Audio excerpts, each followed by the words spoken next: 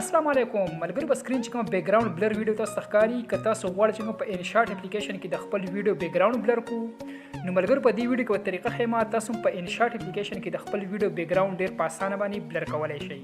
ملګرو طریقه ته سټیپ بای سټیپ خیمه کچې ویډیو خوښ شوه ویډیو سره لایک کړئ چینل سبسکرایب کړئ په خوا کې سره بیل په آیکن باندې کلیک والئ چې زموږ روانه ویډیو ټول مخکې تاسو ته درورسي خملګرو تاسو په کارو کې په خپل موبایل کې به انشاټ اپلیکیشن ته راشئ او کلیک په پیوالئ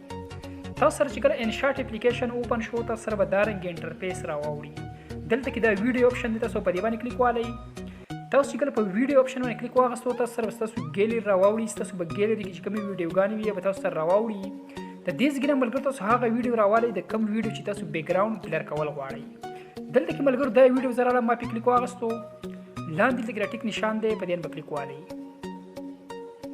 دا وګورئ ملګرو زموږ دا ویډیو چې کوم دی موږ سره سکرین ته رااله بالکل نارمل ویډیو ده د دې ویډیو د کم شاته بیک ګراوند چې ملګرو دا بس موږ بلر کوو ښه ملګرو دې بلر کول لپاره به تاسو څه کار وکړئ لاندې د فلټر آپشن دی تاسو په دې باندې کلیک والئ تاسو چې کله په فلټر آپشن باندې کلیک واغستو تاسو سره به دارنګې نور آپشن راوړي په دې کې د اولنی آپشن دی افیکټ تاسو په افیکټ باندې کلیک والئ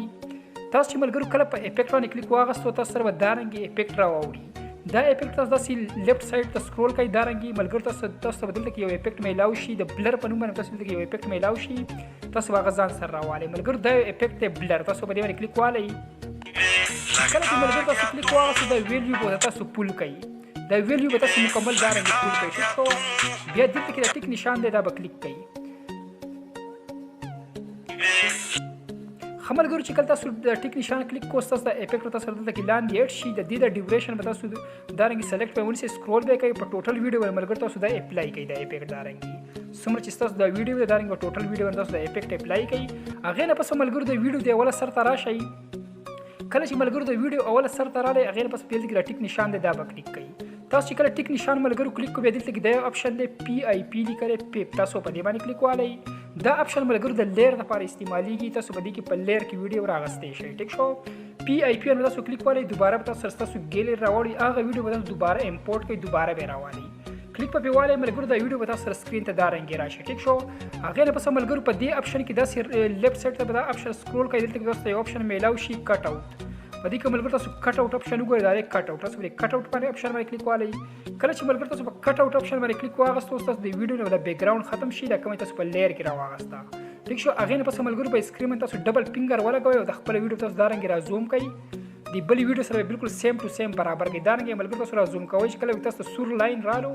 نو ستاسو د ویډیو بالکل سیم ټو سیم د بلې سره برابر شي دارنګې ملګرو تاسو را زوم کوئ دارنګې تاسو ګورئ ملګرو ریډ لاین پکې چې کوم دی زموږ په دې کې رالو سایډونو ته زموږ دا ویډیو بالکل سیم ټو سیم د بلې سره برابر شو بیا یې پرېږدئ چې کله پرېښود ملګرو د هغې نه پس پیسې کار وکړئ تاسو اوس وګورئ ملګرو زموږ د ویډیو چې کوم دا بلر کوم افیکټ چې دا ته اپلای شو ټیک شو زه تاسو ته ملګرو دا ویډیو پلی کوم ګورئ ورته زموږ د ویډیو د ډېر په صحیح طریقه چې کوم دی دا بلر افیکټ اپلای شو تاسو په دې طریقه خپل ویډیو ته بلر افیکټ اپلای کولی شئ تاسو دا ویډیو پلی کوم ګورئ ورته ملګرو